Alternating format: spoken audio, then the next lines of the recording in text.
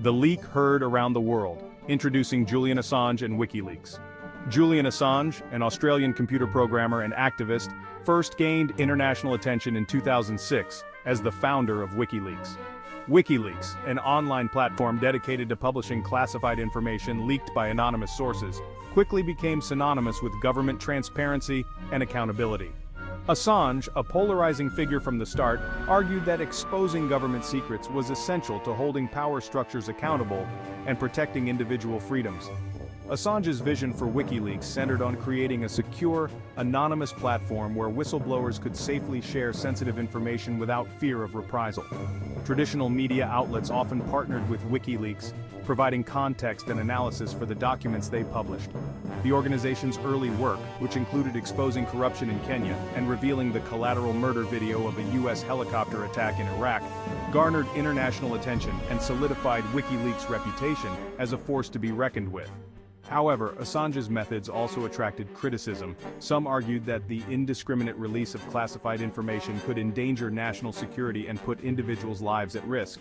This tension between transparency and security, between the public's right to know and the government's need to protect sensitive information, would come to define the debates surrounding Assange and WikiLeaks for years to come.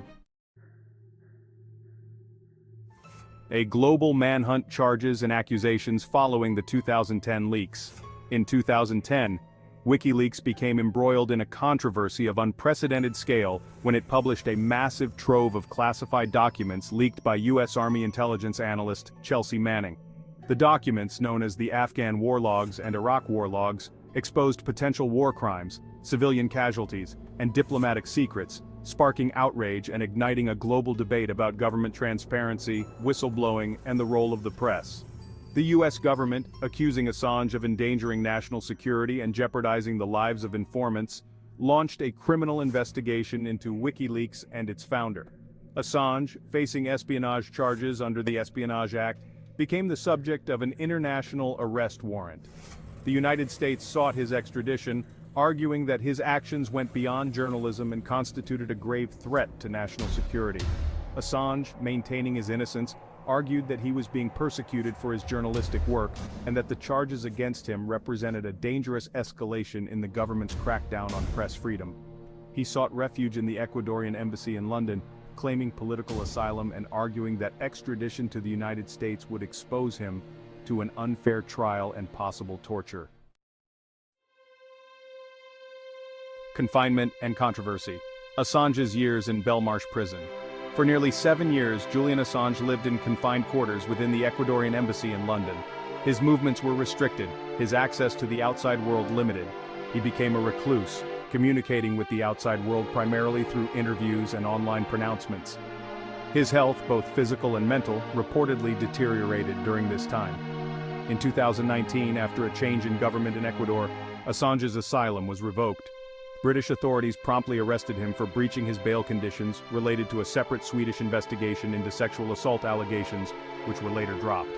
Assange was subsequently imprisoned in Belmarsh, a high-security prison in London, where he remained for 4 years, fighting extradition to the United States. His time in Belmarsh was marked by ongoing legal battles, protests from supporters who viewed him as a political prisoner, and concerns about his deteriorating health.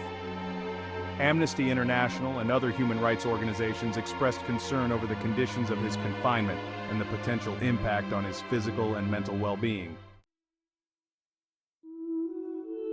A deal for freedom, the plea agreement, and return to Australia. In a surprising turn of events, Julian Assange's legal saga took an unexpected turn in early 2024. After years of legal battles and intense diplomatic negotiations, a plea agreement was reached between Assange's legal team and the United States Department of Justice. The deal, while complex, offered a path for Assange to potentially avoid a lengthy prison sentence in the United States. Under the terms of the agreement, Assange pleaded guilty to a reduced set of charges related to his role in the 2010 document leaks. These charges acknowledged his involvement in obtaining and publishing classified information but carried significantly lighter sentences than the original espionage charges. As part of the deal, Assange agreed to drop his fight against extradition to the United States. The plea agreement also stipulated that Assange would be allowed to serve his sentence in his home country of Australia. This concession was seen as a major victory for Assange's legal team and his supporters, who had long argued that he would not receive a fair trial in the United States.